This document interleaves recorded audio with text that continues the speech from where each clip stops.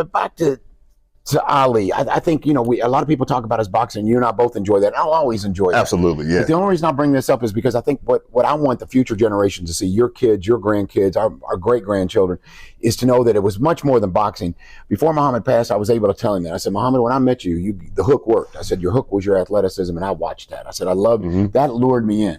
I said, but once I got to know you, I could care less if you boxed a day in your life. I told you meant more. You did more. And to me, I give him credit for that. He transcended sports.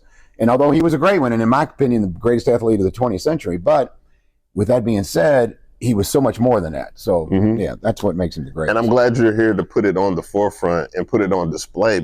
I didn't even know half the details that you've told me this afternoon. You're like, he's this and that, this happened. I'm like, wow, whoa. And we're walking through the museum and you put me on these stories and I'm just in awe. Well, you definitely knew your fights. Disbelief. You knew your fights, which is important. I mean, that's a big part of his platform, but to take that platform and do something with it positive, he knew that the fame could get him attention. So he made sure he made the message, like a message of positivity and inclusiveness and people getting along. And it's almost, I think it's an oxymoron. You got this peaceful fighter. It's kind of crazy. But they call it gentle giant. Yeah, or whatever. He's that. Yeah, he's exactly.